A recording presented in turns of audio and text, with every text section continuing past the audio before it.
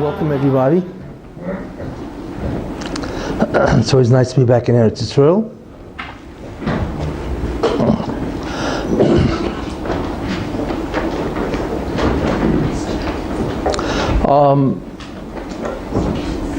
The topic for tonight really is, I think the title is Why Evil Persists. Yeah.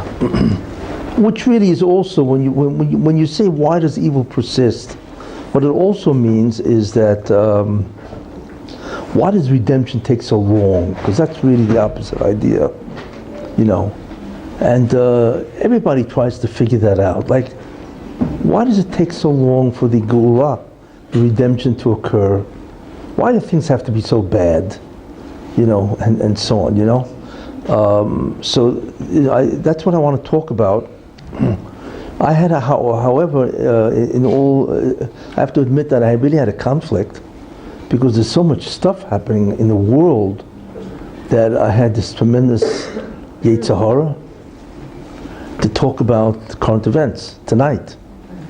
You know, because this is, when you think about all the stuff going on, there's Brexit, there's Iran, there's Soleimani, there's China, there's the elections in Israel, then there's the impeachment, right? And then there's the peace plan. It's like wherever you look, there's just something going on. And to most people, it just, you know, people are, of course, are astonished that this is all going on. And the real question, of course, is, does it all fit in the Messianic process? And the answer is, of course. So the question, of course, is how and why and so on, you know. So I was conflicted in that sense, you know, but so maybe a little later after I speak about this, maybe I can speak about some other things, you know. In any case,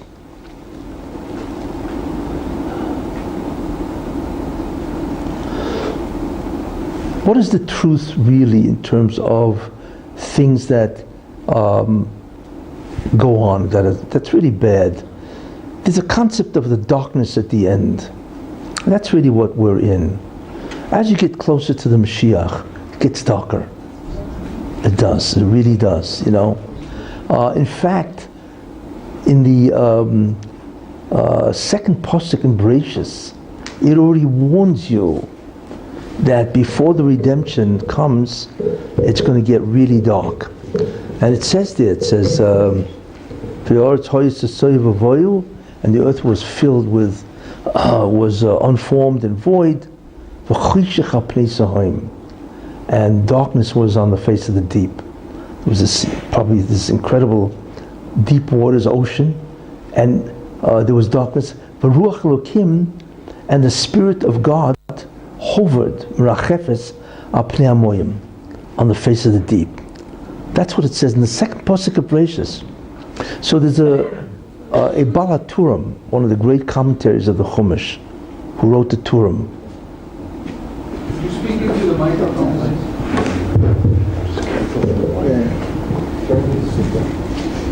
Really closer to you.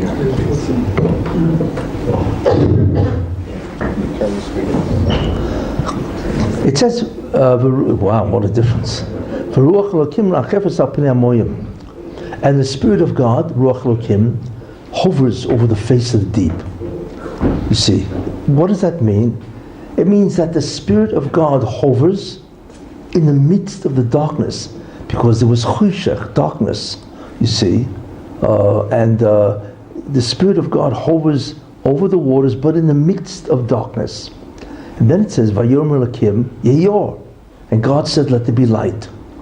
Now what that means, obviously, is that this was a shock.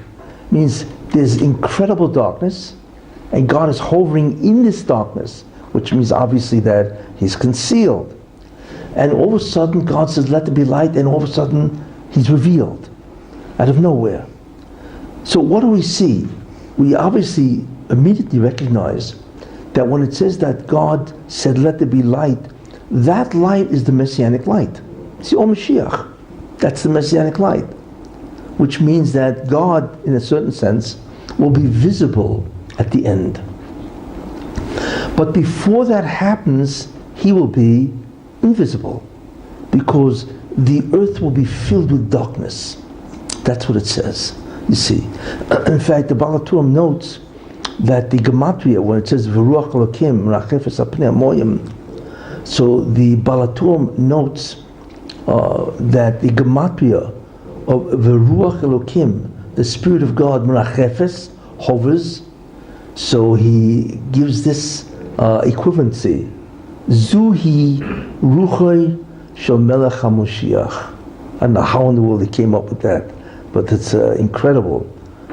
Zuhi, this is Zuhi Ruchoi, this is the spirit of the King Messiah. That is the gematria of V'ruach Elokim Rachefes, and the Spirit of God hovers over the face of the earth. So what he's really saying is that even though it's the Spirit of God, but the one who's the chariot of that, the one who brings God in, is the Messiah, is the Mashiach. And therefore the gematria of Mashiach is equivalent to the Spirit of God hovering, because that's the vehicle that brings God in. So automatically you see, it's a second pasuk in Bereshis. Automatically the Torah is telling you that before the Mashiach comes, it's going to be incredibly dark. That's what it says. So you begin to ask yourself, why is it dark? Now what does darkness mean? You have to understand, it doesn't mean a physical absence of light. I mean, that's what the words mean, but really it's a metaphor. What's the metaphor? Because when God says let there be light, what that light means is let the Spirit, the being of God, be revealed, which is the greatest goodness of all. And that God is a source of all what's called hatova, all goodness, moral, however you want to conceive of goodness, morality, ethics, chesed, kindness, pleasure, and so on, security. It's a great time. That's what goodness is, right? That's what the light of God will bring. In fact, that's what the Or Mashiach is. In that time, the wolf will dwell with the lamb, the famous Novi, prophet, that says these things. There will be tremendous peace, no conflict, no hatred, and so on. What darkness therefore means, the opposite of that, is that the world will contain an enormous amount of evil. Really bad stuff. Evil, not only evil, but tremendous amount of immorality, hashchosa, corruption, And the truth is, when you look around, you see that evil. I mean, just the concept of what's happening in America, how they're what's called trumping up charges against Trump, right? Everybody sees there's no case. It's a classic case of an incredible abuse of power, not by Trump, but by the Democrats. It's it's purely partisan and so on, But in any case, so we see tremendous evil in all its manifestations, you see. But there's something else that is also indicated in evil. It means in order for evil to flourish, the good must be subdued. That's what it means. It means before the Mashiach comes, there will be people who are deserving of great things, good things, in terms of whatever you call good, and they're finished. They're going to have tsaras one after the other. They're going to have problems, difficulties, bankruptcies, divorces, sicknesses, you name it. Whatever is in your vocabulary of bad, this will be visited on good people. In fact, the Ramchal, Moshe Chaim Luzzatto, says that these people are stunned. Like, why is this happening to me? And not only that, they can't change it. And I will talk about that. But what I'm trying to focus on is that evil is much greater than you think. It's not merely the proliferation and the success of evil, but it is the denial and the subduing of good people. Tzaddikim, you see. That's also what it means. So the question, of course, is, why would that be so? What is it? Because obviously it's completely contrary to justice. We know God is his ultimate Dayun Ha'emes, his ultimate epitaph is that he's a God of justice, the true judge. When you take a look around, you say, whatever happened to justice? So that's a very important idea. Like I say, that's already alluded to in Bereshis, that this is going to happen. Now, there's another place also which I'd like to bring out, which for us has very important lessons, and that's Avram Avinu. It's a very interesting way of looking at Avram Avinu. Imagine, he's 75 years old, and even in the Torah's time, that's an old man. You know, maybe he had more energy at 75. I mean, the man lived to 180, and so on, you know. But he's still 75, you know. 65, you can collect Medicare, or whatever, Social Security, or whatever, you know. Whatever goodies the government has for you, right? And so on, you know. So he's an old man, and he lives in Haran. You know, he came from Ur Kasdim, Ur of the Chaldees, and now he's living in Haran, you know, and so on. All of a sudden, 75 years old, he gets a message. What's the message? God appears to him and says, Lech Lecho, the famous statement, you know, get ye out from Haran and go to the land that I will show you. Now let's think about that. You know, he's an old man, right? You know, the older you get, you don't travel. So the fact that he's old already is difficult for him. Second thing, he's got to travel. You know, traveling is not for old people, really. I mean, today maybe it's a little easier, you know, because you go on a tour, they put you on a bus, you know, so you get to sit with the other old people, whatever, seniors and so on, you know. But traveling in and of itself is not conducive to a person who's older. It's really more for the young, you know. So that's a second difficulty that Avram has to face. Not only is he old, he's about to travel somewhere, you see. Now the third difficulty for him is, wait a minute, Avram Avinu has a whole support system in Haran, right? He's got his family, right? That's where they live. You know, his father, if he was alive then, or his mother, or whatever, and so on, you know. I'm sure he's got cousins and brothers, and not cousins, and of course he has brothers and so on, you know. It's a whole support system. So he's now asked to leave his support system and go away. That's very hard. It's the equivalent of somebody, you know, who has a whole family in America and moves to Eretz Yisrael without any support system. You know, it's very hard for people who do that, you know. The fact that they do that is amazing, and so on. Because in the end, you need a support system, especially to go through life, the vicissitudes of life and so on, you know. So that's the third problem that Avram Avinu has. The fourth problem, right, is he has no idea where he's going. God says to the land I will show you, show me. Like, what does that mean? Am I headed to China? Where am I headed for, you know? And that automatically creates anxiety. You know, when you're on a bus and you don't know where the bus driver is going, you are anxious, you know, because obviously, you know, everybody wants to know the destination. So imagine right then and there, Avram Avinu has 4 problems, of which he has to overcome. That's what we're talking about here, right? These are the nisyonis, you know. And even though it's God talking to him, you know, okay, but still, you're human. This is how you react, right? So what does he do? Picks himself up with his whole family, and he wasn't a wealthy man at that time, really. That's why God said, he had to promise him, I will agadlu shemecha, I will make your name, as Rashi says, you know, when you travel, you can't make any money, you're too busy traveling, right? Not only that, your reputation suffers as a result, because they don't know who you are from where you're going and so on, you know. And so therefore, however, he decides to leave. Comes to Eretz Yisrael, right? And all of a sudden, Eretz Yisrael is in the midst of a famine. That's one of the greatest famines in the world history. And remember, this was the land that God was going to give him, you know. All of a sudden, he comes to a land that there's an incredible famine. To such an extent, right? He's got to go somewhere else. He can't stay in Eretz Yisrael. So that's a fifth nisayon, temptation or test that he's got to suffer through. So where's he going to go? Okay, you know. So he goes to Egypt. Now Egypt is an incredibly immoral place.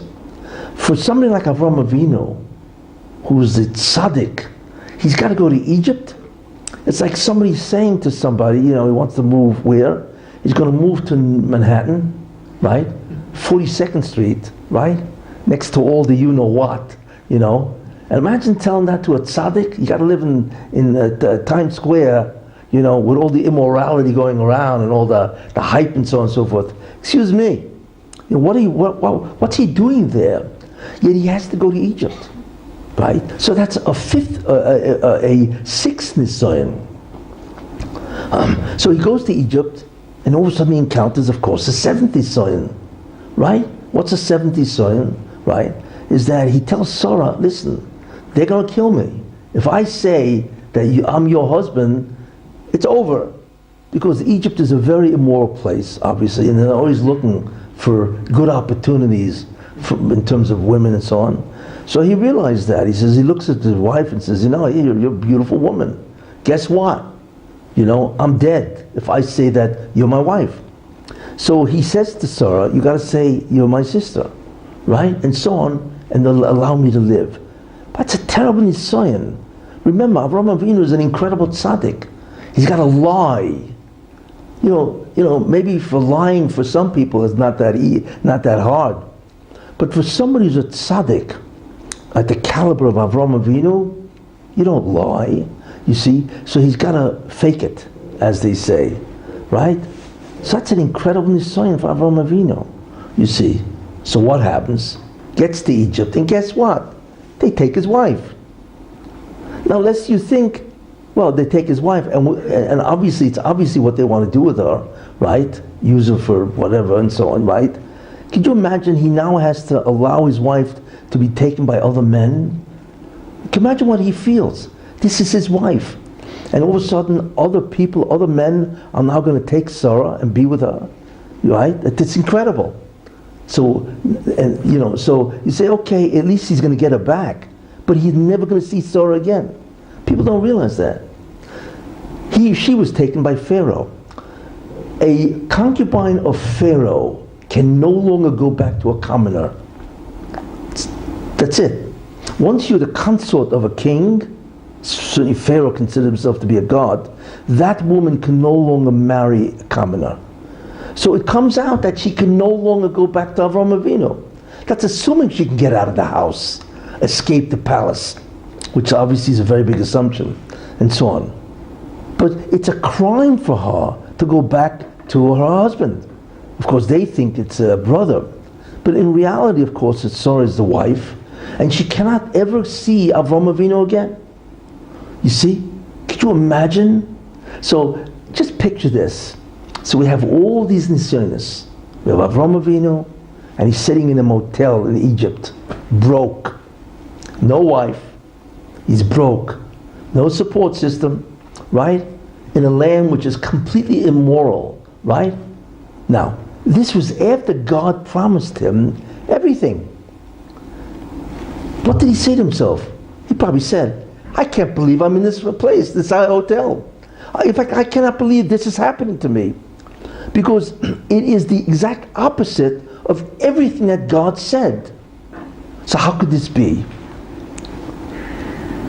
You know, I'm dramatizing it because that's exactly what Avraham Avinu must have felt. Everything was lehepach of what God said. So what was he supposed to do, really? He has no resources, no money, he'll never see his wife again. And he's in the middle of nowhere, Egypt. He can't go back to Haran and you know, and forget about everything. You know, so you talk about bleak. That's what Avraham Avinu was facing. Now the question is, why did God do that to him? You know, I want to give the guy a couple of hardships. But what the Rebbe did to Avraham Avinu is he utterly destroyed him. Because that is the destruction of a man. Everything he knew, had, whatever, and he was stuck in the middle of Egypt. Why did God do this? Because the Rebbe was telling him something. And he had to learn this lesson. What was it? What the Rebbe was saying to him, you think because I told you to go, which means that you and your descendants will do the tikkun, will rectify creation, you think you're going to have a bed of roses? What do you think? It's going to be dinner every night at the Waldorf? Is that what you think? No. Forget about the Waldorf, right?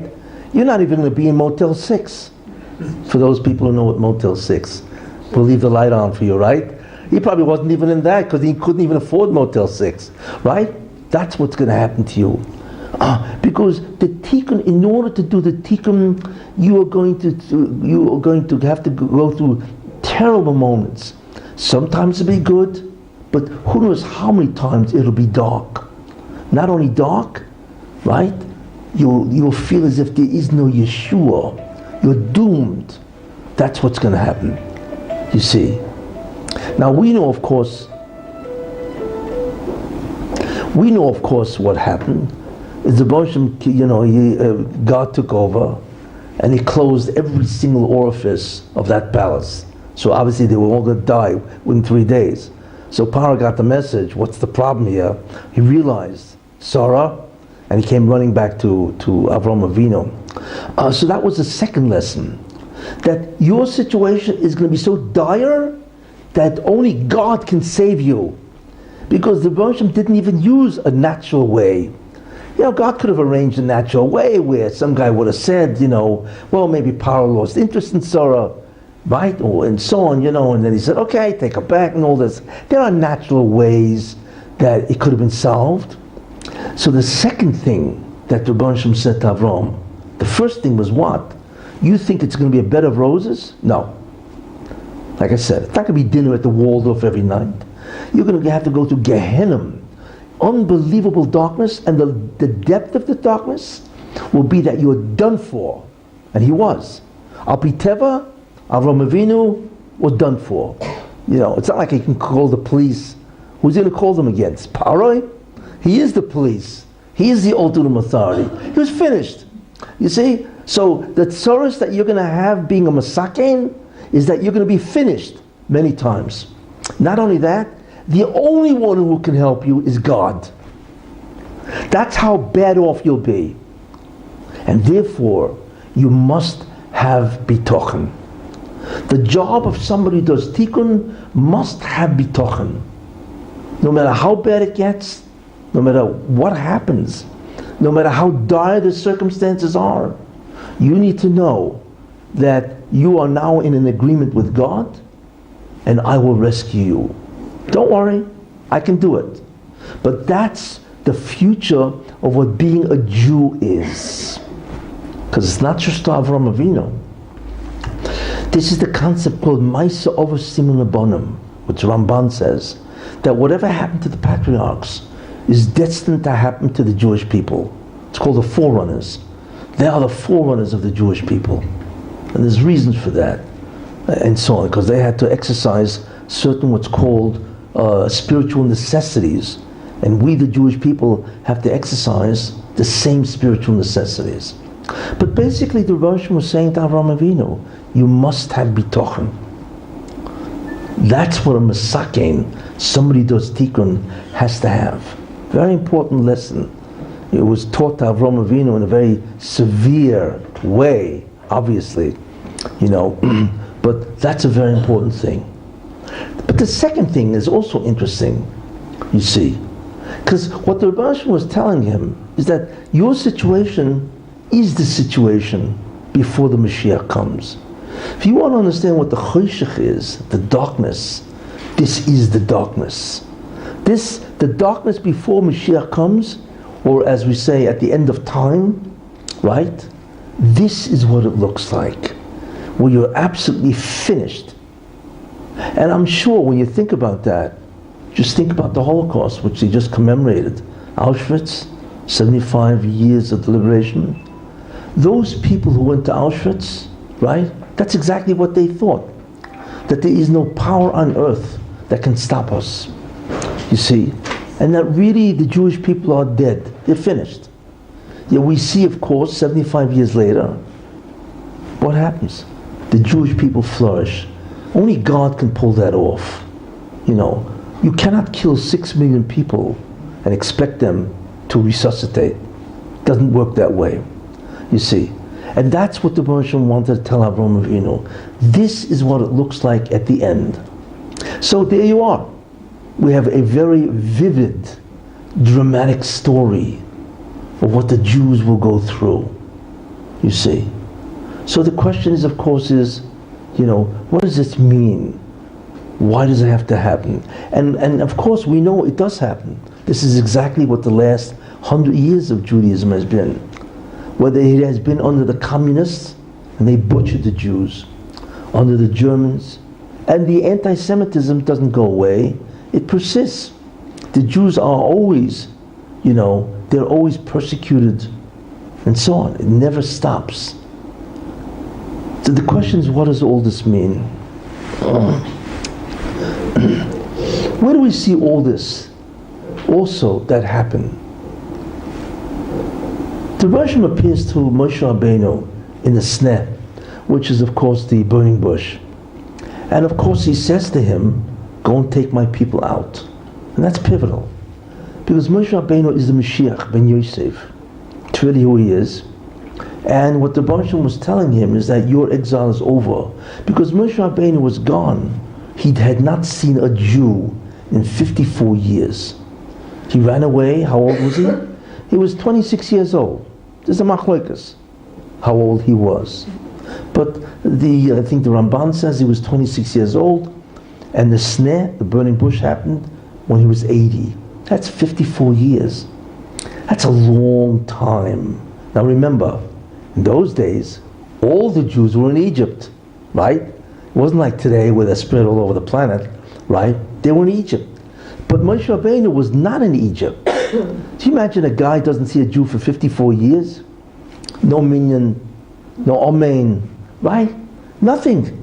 I don't even know how he got his kosher. Well, there was no thing as kosher yet, obviously, because the Torah was not given yet. But could you imagine not seeing a Jewish person? Forget about his father and his mother and his uncles and everybody else. They were all in Egypt. And he's somewhere wandering around Ethiopia, And that whole life was very interesting for him. He became a general, a king of Ethiopia. There's a whole medrash on what he was doing there, But essentially, Moshe Rabbeinu wasn't Golus. He was in exile. Now that is part of the Yisurin, the suffering of the Mashiach ben Yosef. That's why he was in exile for 54 years. Because that really is part of the suffering of the Mashiach. In any case, so the Baruch tells him, you have to go and take my people out. Then all of a sudden, this is Shmois, the Baruch says to him, and you will tell Parai to let my firstborn go, and of course he will say no, and therefore you will tell him that I will kill your firstborn, all of them, which is one of the greatest pandemics ever known. How you can kill every firstborn, inside of one night. That's what the Baruch did. The only time, which is interesting as an aside, the only equivalent to that maybe, which not really, is the Chizkiyahu, when he was surrounded by Sancheiriv, the army, and they were going to take Jerusalem, and who knows how many Jews they were going to kill. Sancheiriv, and it's amazing. Chizkiyahu was an incredible tzaddik. He just, he prayed and he went to bed. He went to sleep that night because the next morning they were going to attack. Of course, they got up in the morning and everyone was dead. There was 183,000 soldiers dead. Now that is an impossibility. There is no disease in the world that can take out 183,000 people in one night. It's impossible. So that's sort of like Makas Becheres, in a more modern oifa, and so on. Too bad, because Chizkiyahu at that point in time should have sang Shira, Oz Yoshia, because it was such an unbelievable miracle. In fact, he was supposed to be Mashiach. But since he did not sing Shira, it passed. He was not Mashiach. It's interesting, But in any case, so the Baruch says to Moshe Rabbeinu, take the Jews out. Fine. And like I said, then the Baruch tells him, and you're going to tell Parah that if you don't let my firstborn out, I will kill them all. I will kill your firstborn. So the Orach Chaim says, he asks a question. He says, why is the Baruch telling this Moshe Rabbeinu that I will kill, the last makkah will be, I will kill the firstborn? Why doesn't he tell it to him at the time when, Paro will deserve that the firstborn will be killed whenever that happened. And that happened, by the way, a year later. Why tell him now? So the Orach Chaim says something very interesting. What does he say? He says, because Moshe Rabbeinu would have gotten absolutely disgusted. Do you know how many times Paro told him no? 10 times. Could you imagine a man who knows he's Mashiach, who's talked to God, right? Comes to Paro, so you figure, of course, I'm the Messiah, Mashiach. Of course Paro's going to let them go. Paro says, no, who are you? Who's God? Then Moshe Rabbeinu performs the miracle of the snake. Doesn't make a difference. Then you have Dam, Tzfardea, Kinum. I mean, it's unbelievable. This guy, Paroi, says no, no, no. Now, a normal guy, right? And not only that, when after he did the miracle with the snakes and so on, Paro said something incredible. He said, well, you guys are lazy, right? You know what I'm going to do? You got to gather your own straw. That's what he tells Moshe Rabbeinu. So the Jews went crazy. Slavery was difficult enough in Egypt, you see. But now they had to gather their own straw to build bricks, to make bricks. That means they didn't sleep. They would have to do at night, gather the straw, and then make the bricks in the daytime, you see. And that was an unbelievable suffering that the Jews had. Imagine you can't sleep. So what did Moshe Rabbeinu do? He went running back to the Baruch Shalom, as we know from the end of Shmos, right? And he says, what is this? You have not redeemed them, and what'd you send me for? If your intent is not to redeem them, because obviously that's what's happening, because it got much worse. So then why do you send me? I mean, what's going on here? So we see that the Orach Chaim was right. That Moshe Rabbeinu got disgusted. So what is this? I got to now run back. The whole thing fell apart. Yeah, I know you made me the Mashiach. What's going on here? You see. Of course, the real question is, wait a minute. If Moshe Rabbeinu knew that the end Makkah would be Makkah's Becheres, well, that didn't happen yet. So why was Moshe Rabbeinu disgusted? There was no Makkah's Becheres yet. And the idea is, because Moshe Rabbeinu felt, okay, even if there's resistance, but all it means is that the slavery will continue. But it got much worse. Moshe Rabbeinu did not anticipate that it would get much worse. You see. That's why he came running back to the Baruch Shalom and said, why did you send me? You see. But what do we see? We see really what you begin to think of as an amazing idea. That even when the redemption is at hand, it doesn't work. That's what we see. It doesn't work. We talk about the Geula. This was the redemption. There's no if, buts, or and. This is the redemption. You see? And it still didn't work. Paro resisted it 10 different times. Of course, in the end, he gave in, because after all, the greatest threat is death. Moshe Rabbeinu killed the whole Egypt, all the firstborn, of course. Then he drove them out of Egypt, of course, But this is the darkness. The darkness does not end, even though Moshe Rabbeinu is assigned to go to Egypt. It doesn't end. You see, which is astounding. You have to ask yourself, this makes no sense.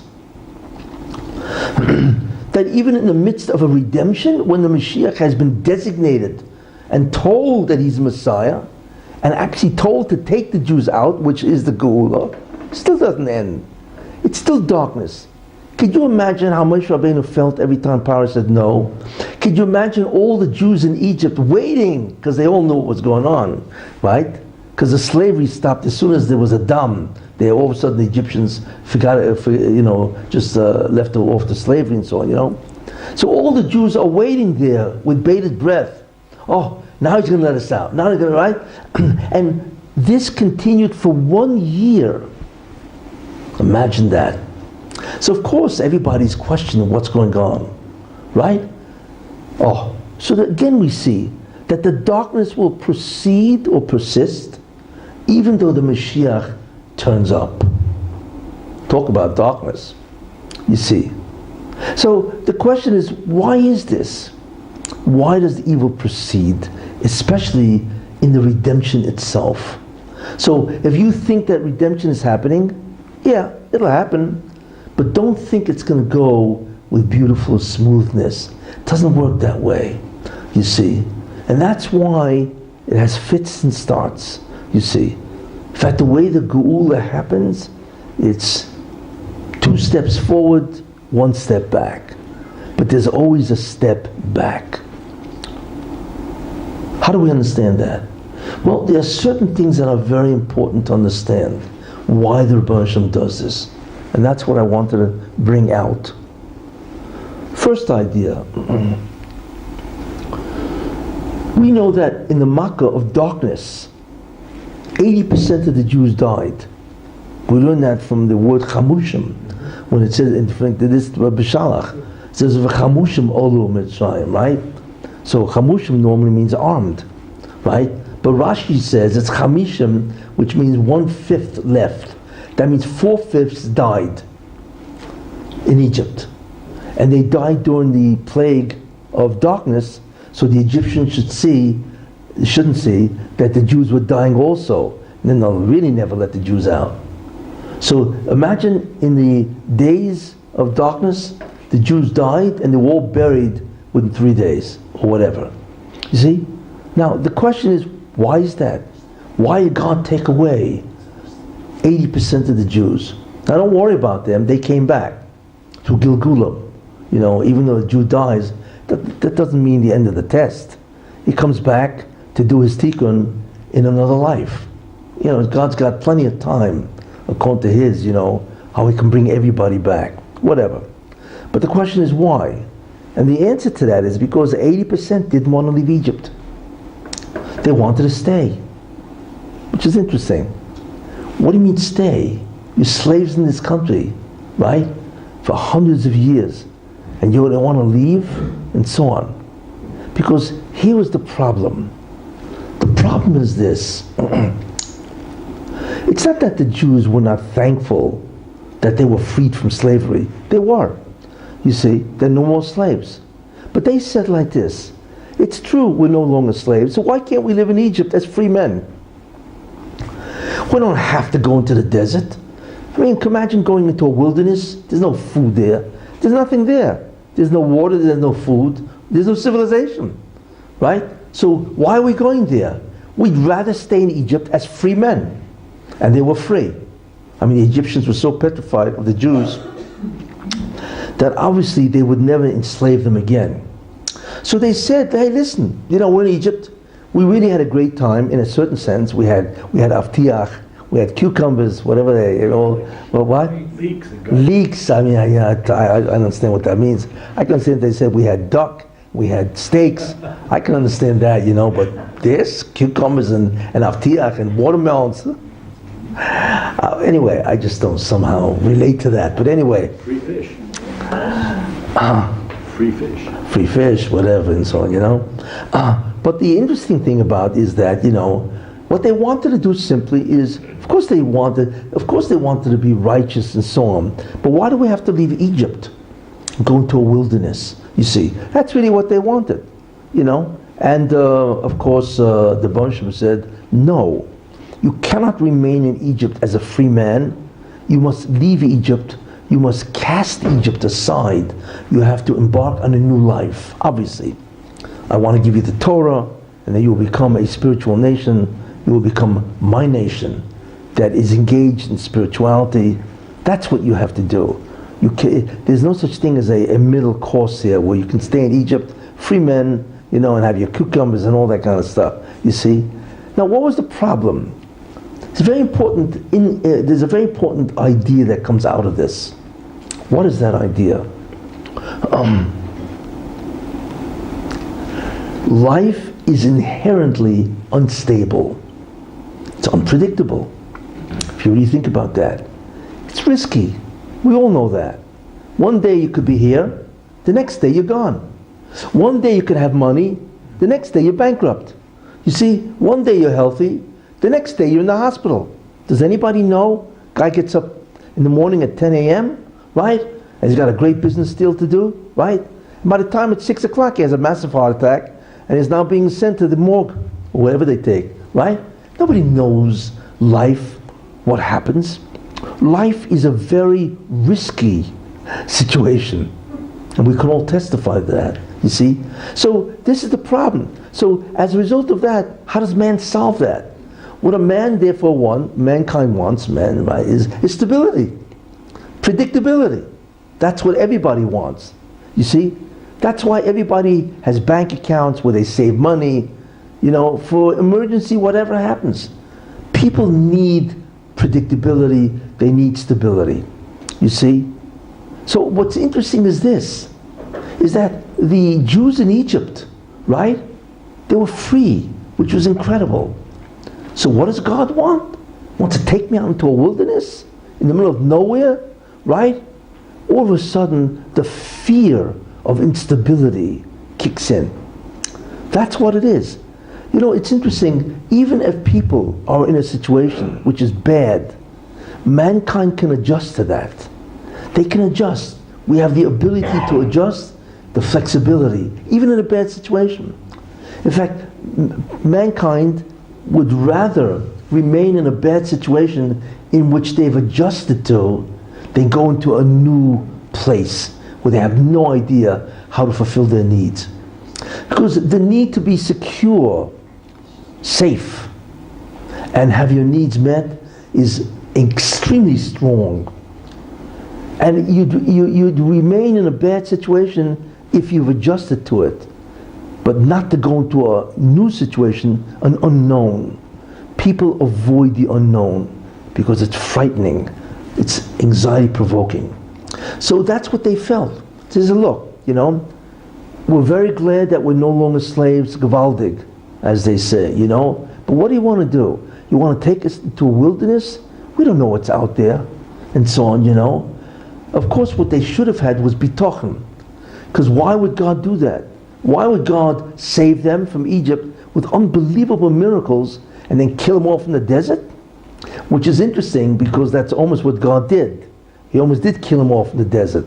Maybe they said to themselves, who knows, maybe we'll sin and God will kill us off in the desert, or whatever. But the main idea is they should have bitochen. If God could do this to Egypt, then God certainly can do what?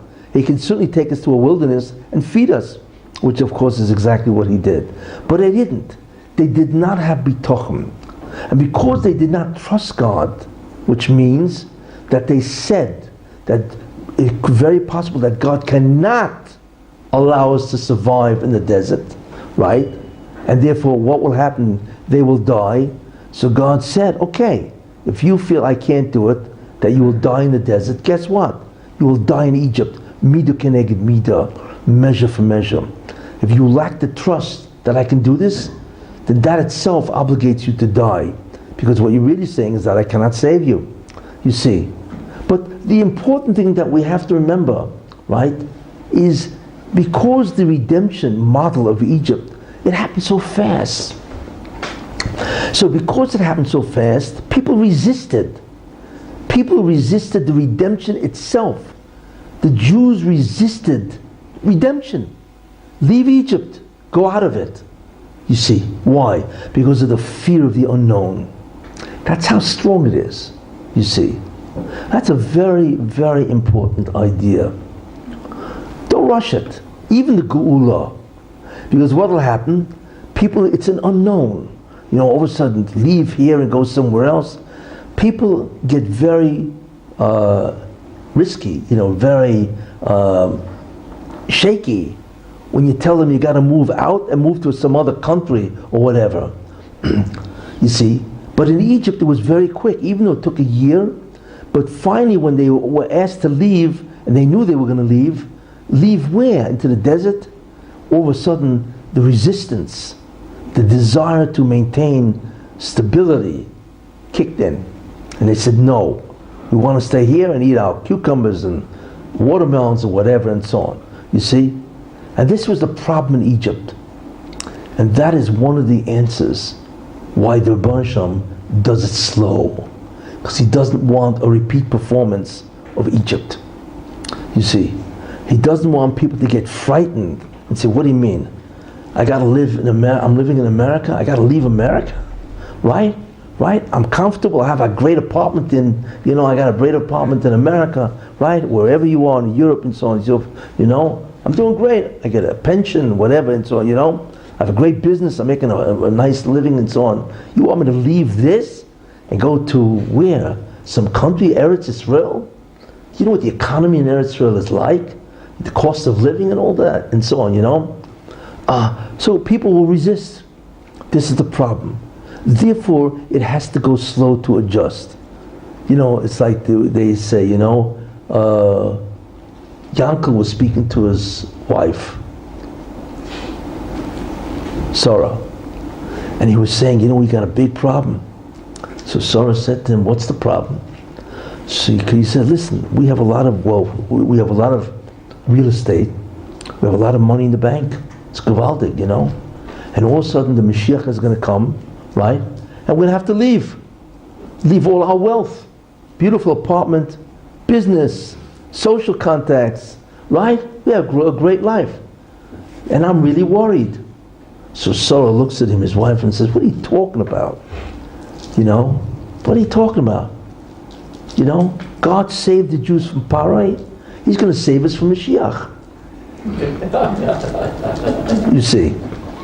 Yeah, that's true. That's what many people will say. If the Rebbe Shem ever appeared in America and said, excuse me, it's time for you to leave, you know how much resistance you would see? But in America, or America, millions of Jews, 5-6 million Jews, you'd see the resistance from Europe and so on, Britain, because basically they have good lives. So therefore, the Gula cannot go so fast. It's got to go slow. You see, whereas God is now taking care of all the nations, which is really what's happening, He is now, it's called, recompense, it's now called retribution, it's called comeuppance in Messianic language, and so on. He has to do it very slow, very slow. So people get used to the fact that the world is changing. You see, He can't abruptly change the world because everybody's going to get nervous, because everybody needs to see stability, and nobody wants to change, even if it's a redemption. And we see that from Egypt. You see. So that's a very important idea. That is why redemption proceeds very slowly. It's a very important idea, and this is exactly what happened in Egypt. Now, but why is it dark at the end, and so on? What happens? Because here's the problem. When the Geula comes, it's a definite time. But the problem is, that doesn't mean the Tikkun is complete. You see, even Egypt, when you think about that, Egypt is a very important model for the end. What happened in Egypt is exactly what's going to happen now. The problem in Egypt, what was the problem with Mitzrayim? And of course, who was bringing this problem? The Satan, the great prosecuting angel. He said, wait a minute, you can't take these people out, right? Because they still have 190 years to go. There's 210 years, but you said Arba Me'ah Shana, 400 years. You want to take them now after 210? There's another 190 years to go. This was the Kitrug. You see? So the Rabbonish sort of had that problem. The Satan was correct in his cheshbon. That's the problem. So what did the Rebbe do? He had to accelerate the suffering of 400 years. And that's what he did. When Paro said, let them gather straw, you see, what Paro was really doing is exacerbating, intensifying the suffering, which brought them to the total amount of suffering required for 400 years. Now Moshe Rabbeinu did not know that, you see, but what the Rebbe Shem did is he made it bad, evil. All of a sudden it got much worse for the Jews, much worse. Imagine not being able to sleep, right? Can't sleep, it's ridiculous, right? Because you got to be up all night gathering straw. It's almost like a death sentence, But the Rebbe Shem had to do it. Why? Because the Asurin, or without going into why they had to suffer that way, it requires 400 years of that type of treatment.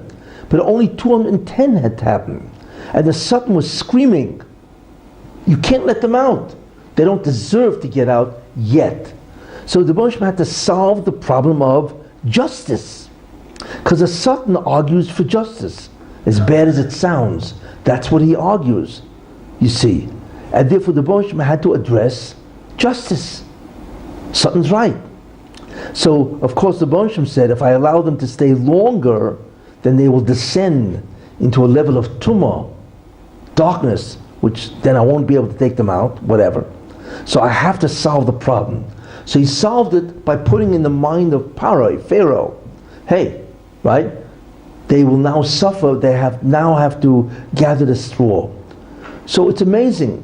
In a short amount of time, they suffered another 190 years in that short amount of time, you see. But that shows you something. That's the model of Gula. That's the same thing that's going to happen. God is going to want to take everybody out, the Jews, and redeem the Jews, because we notice that the world is getting worse. The moral decay on this planet is beyond belief. I mean, I don't want to. What happens in America, you know, the immorality, the homosexuality. I mean, what people tell me is going on there, it's just hard to believe. And then you have the entire world. Enormous amount, part of the world is evil, bad. I mean, you look at China. China has 1.4 billion people, and they all live in fear, basically, because it's a dictatorship. In fact, it's not even a dictatorship, basically. It's a tyranny. They can be killed, and who would defend them, you see? So, therefore, we have no idea of how much evil is committed every day in the world. So, the Rebbe decides and says, enough is enough. I'm going to redeem the Jews, bring the Mashiach. But what's the problem? Prosecution. The problem is the Kiddush. Well, all of a sudden the Satan says, wait a minute, can't do that, because the Tikkun is not complete. Just like in Egypt. The Tikkun, whatever the rectification was, wasn't complete.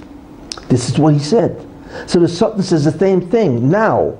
So the Rebbe says, yes, and I have to respect judgment, because the Rebbe is a Dayan Emes. All of a sudden it gets worse. You see, it's called an acceleration of the necessity of the redemption. That, by the way, is one of the ideas or the answers to the Holocaust. The Holocaust was something that almost the world has never seen before. Of course, nations kill people. There's always conquest. But generally speaking, when a nation like the Romans, for instance, when they took over another nation, conquest, right? They killed them in whatever wars and so on. But it was for tribute, for money. It's always about money. Because if you capture a nation, they got to pay you tax. So one of the ways of producing income for the nation was to conquer other nations. This is always what went on. But nations never killed nations just because they are who they are. That doesn't make any sense. Nobody cares about who you are. The Romans didn't care about, all the nations that they killed just to kill them. No, they wanted money, tribute. That's what it's all about. But the Holocaust was different. It was a deviation from the norm. They killed Jews, not because there was money there, although they did take the gold in their fillings and all that. Yeah, but that's not why they did this.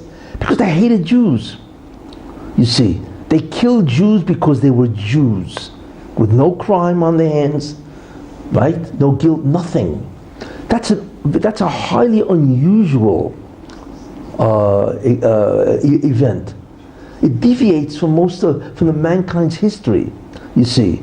And not only that, you see, but if you think about it, when they took a Jew and they killed him, they burnt him, and then they took everything out of him.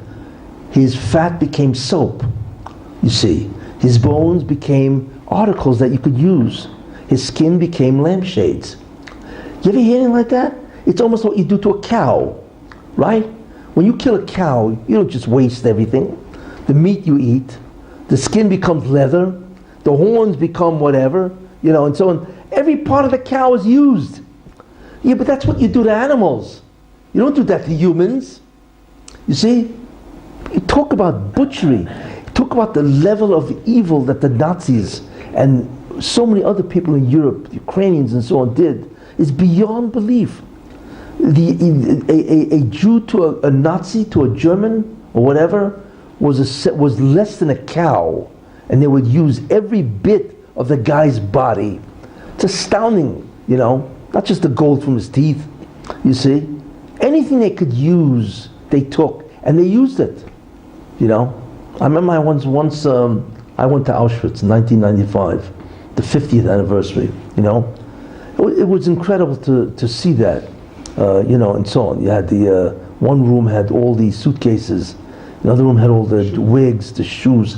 It was unbelievable, It's like whatever the guy had, let's use it, It's like just like a cow.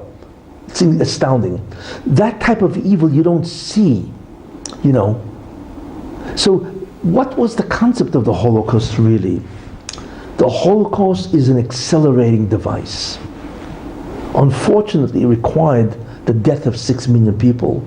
But what that did is it was what's called balancing the book. We don't know the measure of tikkun or how much, the measure of sins of the Jewish people. We don't know. Only God knows. But for whatever it is, He determined, and He knows the exact measure, that it requires a Holocaust in order to bring the Jews up to a point where they can always be redeemed. That's what the Holocaust was. And that's why there will never be another Holocaust, because it was already dealt with in that Holocaust. But the Holocaust was the equivalent in terms of its necessity and in terms of what it did. It was the equivalent of what happened in Egypt when Pharaoh said, let him go straw, let him do straw.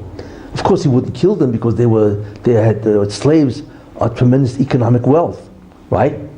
But he subjected them to inhuman servitude. Obviously it was inhuman, you see. So that's one of the ideas of the Holocaust, is that it was an accelerating device, even though we don't understand it. But God looks at the totality of history and what He had to do before He begins a messianic process, which in many ways begins from a Holocaust process, the same way He did in Egypt. Because the Sultan was saying, what do you mean? There is so many sins that have not been paid for that the Jews have done. Now we don't know what the measure is, but God knows what the measure is. And that's what really the Holocaust was. So therefore, that's one of the main reasons why it gets much darker by the Mashiach. Because in many ways the Jews are not up to it yet. And the Sultan is screaming, what's the story here? Can't let them out. You cannot redeem the Jews. You can't give them Israel.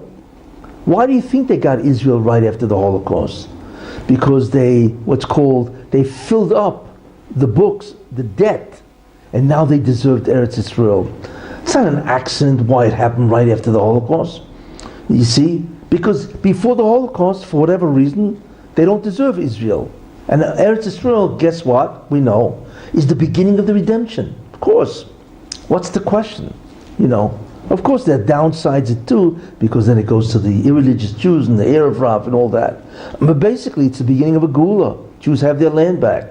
But that can only be had after a Holocaust. Now we don't understand that, because we have no idea what the debt that the Jews had and what they had to pay for.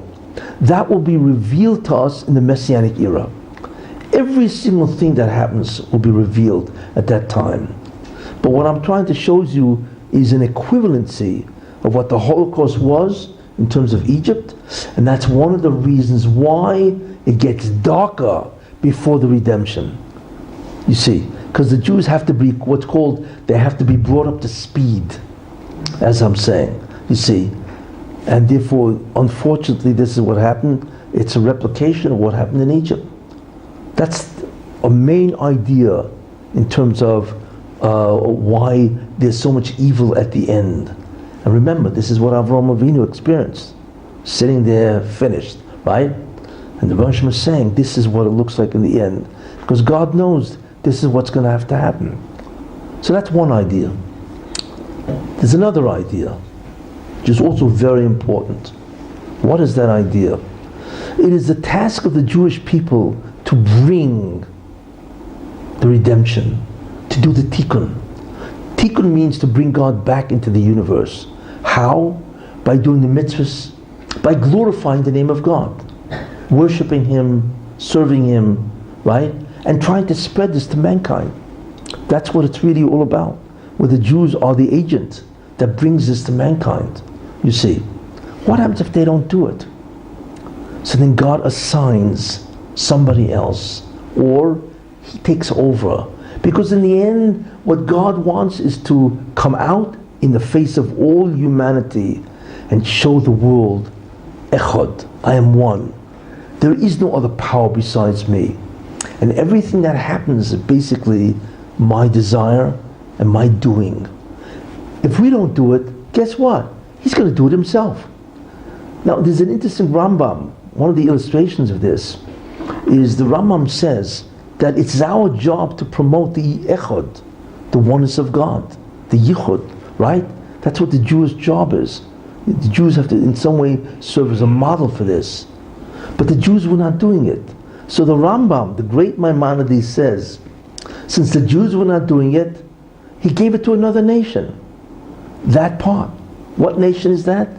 Christianity. There's a Rambam. In other words, Christianity in that respect only now promoted a religion that, even though it's a trinity, obviously they're like three better than one, but at least it's not paganism. Paganism can have 48 deities. You see? So the concept of a Messiah, or the concept of a relative oneness, you see, or the concept of a redemption, now became the mission of the Christians. It's amazing. Not that the Jews don't have this mission, but while they're not doing it, the Rosh says, hey, I got to get out there. That's why all of a sudden, it's interesting, Christians, they're famous for their missionaries. They're all over the place. Why? Because in a certain sense, the Rosh is using them to promote, right, the singularity of God, basically, right, that there is a redemption, that there's an accountability, right, there's reward and punishment, right, and that's of course in their Christian Testament and so on, so he gave it to the Christians. You see, this in many ways is what happens. Here's the idea. What is evil in the end? Evil is a belief that besides God, there's me. When you do an evil, what you're really doing is asserting being. You're asserting yourself. You're saying, hey, I can do whatever I want. I'm the guy that counts. Hey, you got something I like. Guess what? I steal it. It is a promotion of self above anything else. Hey, you're in my way. I kill you. That's what evil is. Evil is an assertion by an individual that he is supreme. And therefore, you're in my way, I will get you out of my way. You got stuff I like, I will take it. You see? Or I will cheat you. I will steal from you, and so on. In the end, that's what evil really is. It is an expression of the supreme ego of man. If you really want to think about that. And therefore the acts that a person does, of course, is very harmful, destructive. So what does the Rebbe Shem do in that sense? The Rebbe Shem in the end must show that he is the only thing that is. That man is a zero. You see? That's what he wants to do. So if the Jews are doing it, great. Then they'll do it for him. But if the Jews are not doing it, so what happens? You see? They're not doing it. That's one of the reasons why he gave it to Christianity. But in the end of time, how many Jews are gone? So they're not promoting the oneness of God at all. So what does the Rebbe Shem do? So the Rebbe Shem says, I will do it myself. How? Okay. Now, imagine if you want to display your strength, right? And you're a regular adult, right? And you got this 5-year-old kid. You see? So you go and the 5-year-old kid defies you. So give me something, whatever. So no, kid says no. So you walk over to the kid, you pick him up, you shake him. And the kid, of course, is frightened, right? And then you turn to a guy and say, you see how strong I am? I just shook this 5-year-old kid. So the guy's going to laugh. 5-year-old kid. You call that strength? It's absurd. You see? But what happens if you go over to Mr. Olympia? You ever see these guys? These, Mr. Universe contests, right? These guys have bulging muscles at about 80 inches around and so on, right? Right? And you go with this Mr. Olympia, by the way, is the greatest. That's the supreme contest, Mr. Olympia, whatever. Anyway, it's a sport, but And imagine, this Mr. Olympia, he lifts 700 pounds of dead weight. It's incredible, right? And after the show and all that, you walk over, guys, so maybe do me a favor, and you mean an autograph in this, and the guy says, hey, jump in the lake. I give you my autograph. And you walk over to Mr. Olympia and you lift him up and you throw him 50 feet. And then you turn to the guy and said, not bad, huh? That's strength, right? You just took the strongest guy in the world, you picked him up and you flung him 50 feet. That's the way to do it. You want to display strength? Don't pick on the 5-year-old kid. Pick on Mr. Olympia. You see? Oh, so here's what happens. You get to the end of time, and the Jews are not doing it. They are not revealing the oneness of God. They are not revealing the might of God, the singularity, that He's the only thing that exists, and nothing happens unless He agrees to it. So what does God do? He doesn't want to overcome the world with God, with the strength of God, which is infinite, right? Right? Because big deal, So what does He do? He makes the world strong. You see, He gives them unbelievable power. You see, like Xi Jinping in China. This guy probably thinks he's king of the universe, or maybe the Democrats, whatever, right? They think they're incredible, that they can do whatever they want. So what God does is He intensifies evil. So evil should become unbelievably strong. So when He comes messianically to wipe them out, that displays the might of God. That's why. It's a very important reason. You see, that when God has to do it, as they say, Nebuch by Himself, that the Jews are just not doing it for Him, then His purpose becomes different, where He has to display His strength. But to do that adequately, He has to lift evil out of its weakness, and He has to make it unbelievably strong, where these guys think they're the king of the universe, that they are, they cannot be beaten, you see. And then He comes in and just wipes them out, you see. That's also why there's so much evil at the end, because God is getting ready to demonstrate who He is. So the greater the evil, the greater is the demonstration of Einod Movadoi. It's a very important idea, but there is a bad side to that. Because if you want to increase the intensity and the success and the greatness of evil, there are two things you need to do. The first thing you need to do is give success to evil people.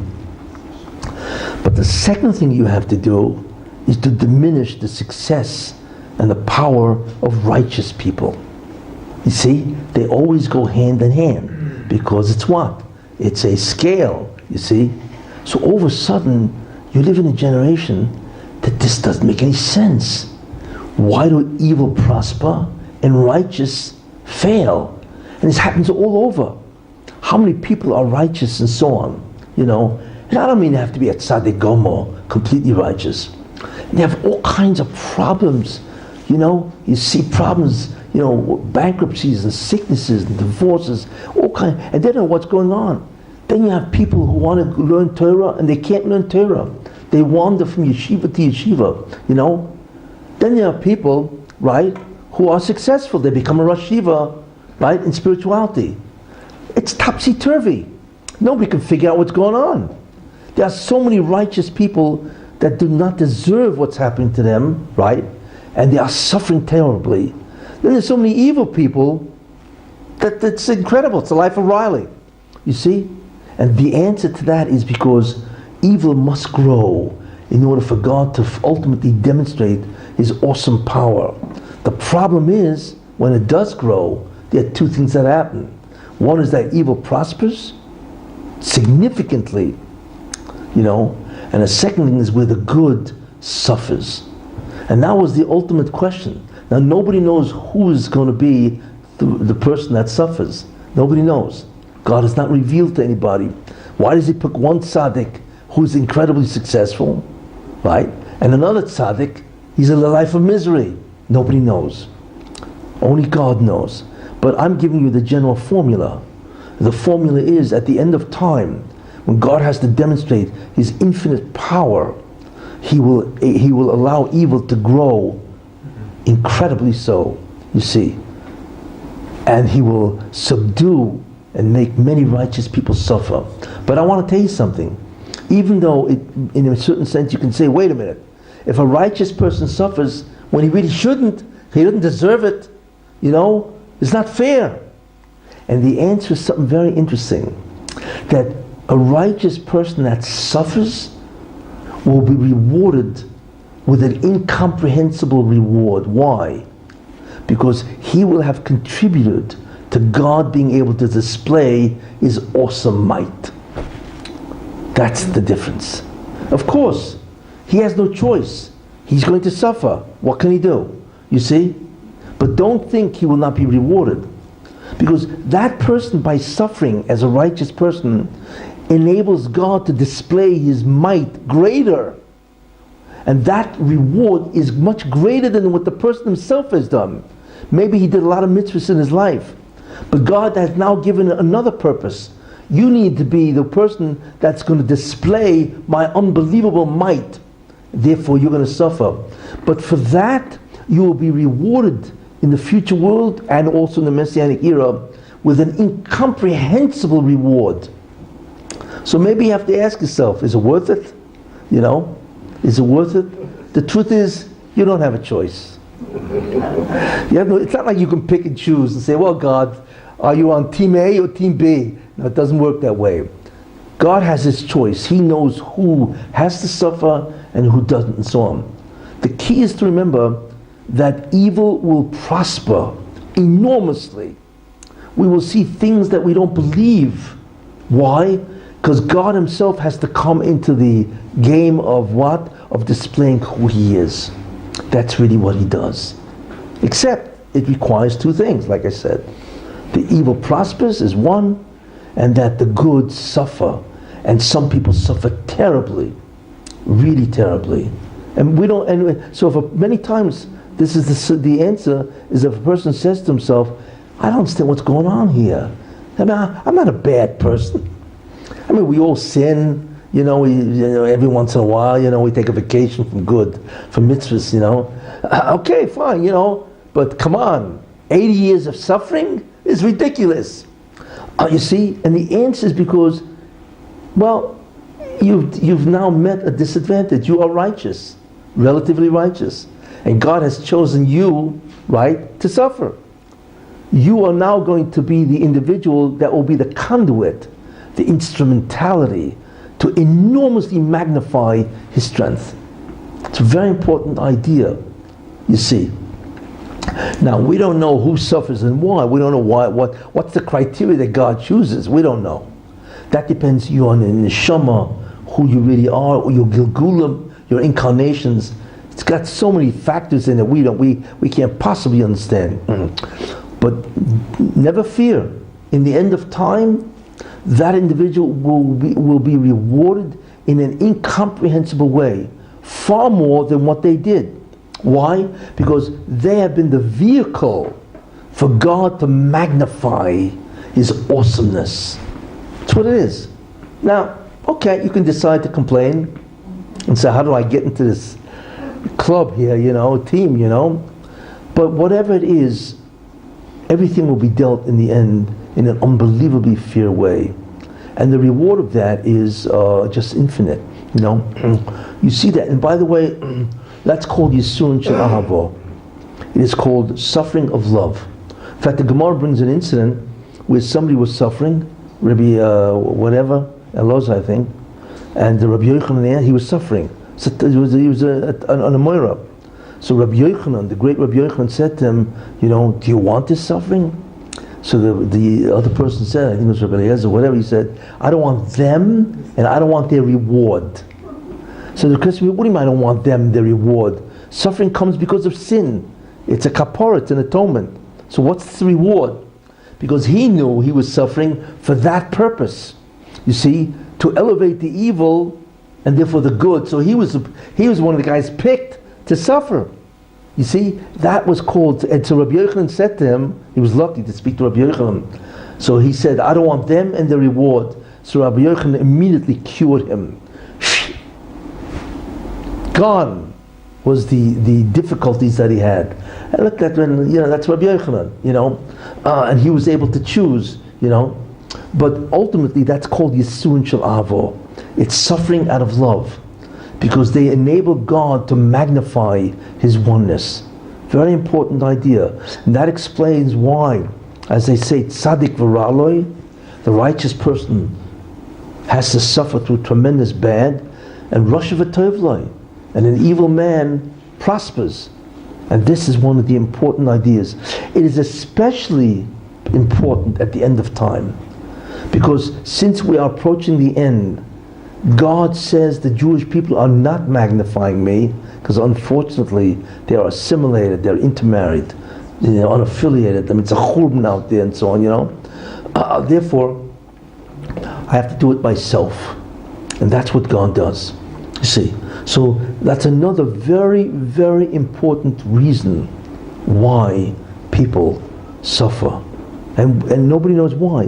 What you have to say to yourself is that I'm suffering, I don't know why, I don't deserve this type of suffering, or the length of time, or the severity of the suffering.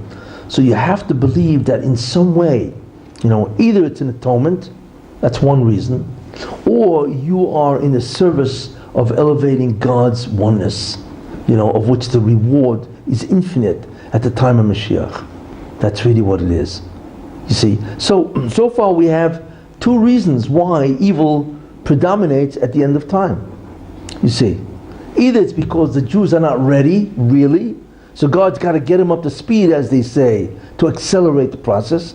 And as I've indicated, the Holocaust was the identical device that God used, which is equivalent to the straw business of then, except then they didn't need so much, because even in Egypt, there were slaves to Egypt, But today we need obviously much more, unfortunately, because we got 5,000 years of sins to overcome and to make up. So the Holocaust was obviously much greater than the straw business in Egypt and so on. And the second thing which I've said, which is very important, is the whole concept of God now has to magnify evil. You see, so when He destroys evil, then the world will be stunned, because they have never seen such an infinite power. You see. So those in many ways are two very important reasons why evil proliferates at the end. Okay. Where do we come with this, right? We don't understand in many ways what goes on. There's tremendous amount of evil, immorality and so on, But in the end, all of this will be explained. The Mashiach will come and He will explain why every person had to suffer for whatever happened to him, whatever his life is about and so on. And in the end, it will happen. I can't go into it because it's already late, but you are witnessing now the beginning of what's called comeuppance. You don't realize that. Each thing that is happening is the beginning of the retribution that God is meting out to the nations. Whether it be, which I will explain in 2 weeks, whether it be Brexit, whether it be Iran, whether it be China, you see, even in Israel, the elections, which is a fiasco, obviously what's happening here and so on, whether it be Trump, right, whether it be the peace plan. I will talk about all of this in 2 weeks, because that's the shir I've designated for current events. and whatever else happens in the 2 weeks. At this rate, and so on. But anyway, all of this is all part of this unbelievable plan. Our problem is we don't see because they're just individual pieces. You see, it's like a chess game. All you see is a pawn move, a castle, a knight, but you don't see the strategy. And all of a sudden, they converge, and there it is. Checkmate. You see, that's what's happening. You see, it all makes sense according to an unbelievable plan. So, we have to have bitachon, like Avram Avinu. Just remember, the night they took Sarah, and Avram Avinu was in Motel 6, right? And could you imagine what he felt? You see? And he had to muster up whatever he could about the incredible bitachon. And he had to say to himself, which he probably did say to himself, I have no idea what in the world is going on here. I mean, I've never seen something like this, where I get promised by God himself that it's going to be glorious. And right now I find myself in the worst possible situation, that I can imagine. He had to do it. He had to have the bitachon. And that was a lesson. This is what a Jew has to have. You need to believe that God is behind everything. There's no such thing as chance. And in the end, it's going to do you good. It's going to rectify you. And hopefully it's going to bring you infinite reward. Thank you. Any questions? Okay. Might be that in the near future, hopefully, imminently, hopefully, that we could begin to express the oneness and the supreme power of God when we have a chance to demand annexation for all the right reasons and begin to speak about why we reject all these other things. We annexed because Hashem gave it to us. That this might be an opportunity to, how else can we do it at this point? If not through making demands as a nation here in Eretz Yisrael. Well, you're looking at a national idea. I'm focusing on the individual. On a national, it's a different type of idea. Any other questions? Yes? What about all the Torah learning in Eretz Yisrael, in America, Lakewood Yeshiva? You didn't mention all the good things the Jews are doing. All the thousands of people at the Mir. Go ahead. The Jews are also doing plenty, built so many yeshivas. You don't see anything like that anywhere in the world. There's kind of Torah learning all over the Jewish world. And therefore? We are doing a lot. Remember what I said. We have no idea of what the metric of God is. Right? We don't, metric is the measurement. We don't know. But remember one thing. God doesn't look only at one generation. He looks 5,000 years of history. And you can have a soul that comes back and forth for thousands of years. And he's got to take that neshama and make him ready and right for the future world. You see? So it could be that right now, of course it is. There's a tremendous amount of learning going on and so on. But remember, we're not here the first time. You could have been here 400 times. You'd never know it. So the Rebbe has to take care of you. He has to fix anything that you did wrong. Because when the Mashiach comes, it has to be perfect. We will not get a Messianic era until the Tikkun, it's called the Tikkun HaKloli, the total rectification must be done when he comes. So God knows the nuance of every single thing that each neshama has ever done. You see? And he arranges that, you see? So you're looking at this generation, that's fine. But that's not God's view. That's not what God's job is. In Olam Haba. Every Jewish neshama, also many goyim, in Olam Haba. That's really what it is. You see, you have the perspective of now. God has the perspective from the beginning of time. And it's a whole different perspective that demands an entirely different strategy. But I agree with you. There's great stuff going on. They just had Daf Yomi, 90,000, and then there's Dirshu. It's unbelievable. I'll tell you one interesting thing, if you want to hear something, since you've motivated me just to say one current events. Okay? On Wednesday, January 1st, they made the 90,000 people in the Daf Yomi, right? Right? On January 2nd, Soleimani was killed. Interesting. Is that coincidence? Right. Let me point out something. On January 1st, what did they finish? The Bavli. The Bavli is Iraq. Yes? Isn't that? Talmud Bavli was written in Iraq. Yes? Right? And who was killed the next day? Soleimani in Iraq. Maybe one, the Gzera of one, the merit of the Jews here killed the greatest terrorist in the world in Iraq. Interesting. Maybe. You know, God he's got his hand, as they say, on the pulse of everything. But I personally would feel that the Daf Yomi on Wednesday killed Soleimani. And Soleimani wasn't just a terrorist. He was the greatest terrorist and one of the greatest enemies Israel has ever seen. The amount of deaths he's caused and what his future would have beheld. This guy was a madman, you see? And he's killed the next day after the celebration of the Bavli, which was written in Iraq. Interesting, isn't it? And the Democrats were all upset. Well, we know why. Any other question? Yeah. Right. We're talking about the increasing of suffering for the Jews, acceleration and so forth. Yes, all the necessities, yeah. So how do you reconcile that in Israel is ascendant in terms of economic powers, and there is we're the 8th strongest economy in the world. How do you reconcile this with the shefa that we're experiencing, the high-tech, the economic powers? Because both of them happen simultaneously. It's not that there's all evil all the time, and it's not that all good people suffer. No, there are many good people that don't suffer. You see, we don't know why God chose this guy for team A and that guy for team B. What is important is the concept which you're mentioning, is the concept of the overall strategy.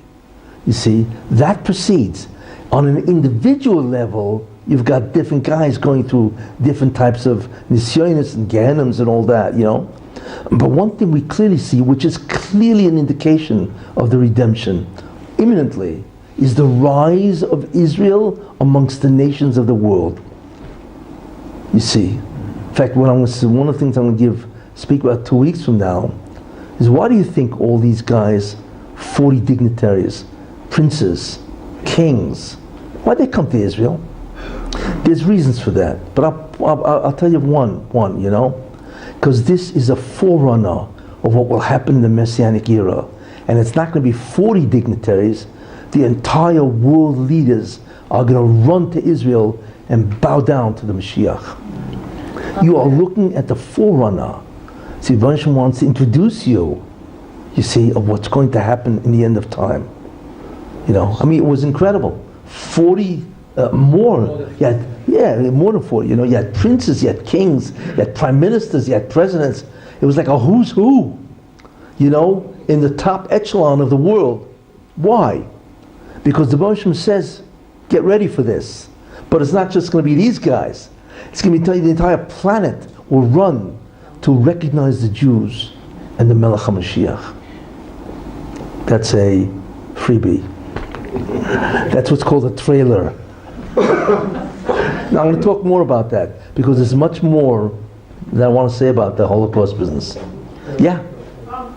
It's just, I'm just wondering if we have to be afraid that now we're going to end up with a government with the blue and white, Palestinian state and all that? No. It's going to get worse before it gets... I will talk about what I think is going to happen 2 weeks from now. What? We won't end up with that. Yes. Listen, the topic tonight was this, and you know, current events is in 2 weeks. And I'm going to go through all this.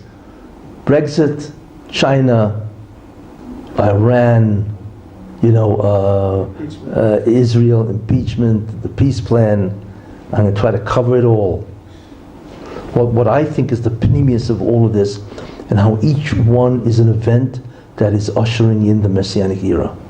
It's an incredible thing to see. What was that? Oh yeah, I'm going to talk about the coronavirus. Yes, sure. How can I leave out the coronavirus? That's the icing on the cake. I mean, I think China would be very angry if they didn't have an explanation what's going on here. I mean, they're being slaughtered. They can't believe what's going on there. They are really in a sakona. If that coronavirus continues another couple of months, they're finished. There's no trade. The economy is finished. Sure, the economy is finished. Nobody's coming out. There's no trade, no planes. Nothing is happening in China. So I will try to talk about that in 2 weeks. Yeah. First of all, thank you so much. You bring such insight. I appreciate it. I think we all do. And second, it's not so much a question as I was looking for a bit of a tie together. A what?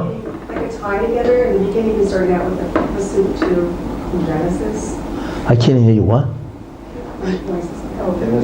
The way you tied together with the second pasuk in. Yeah. I started off with that because the second pasuk already is revealing the darkness. Yeah. So, does that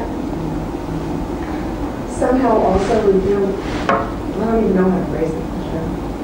How does that tie together or support the idea of what you're saying that it's got to get darker before there's the light?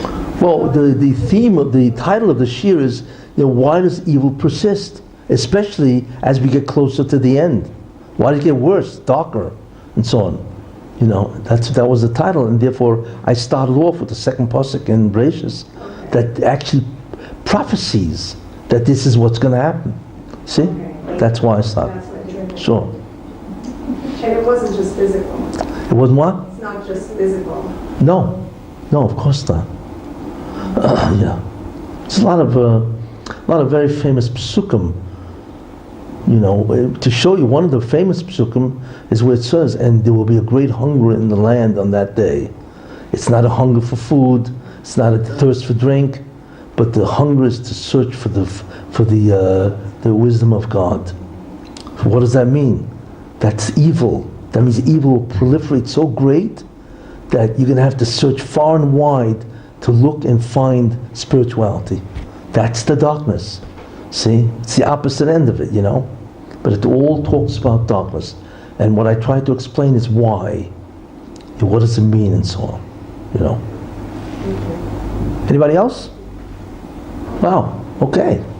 Thank you. Thank you for coming.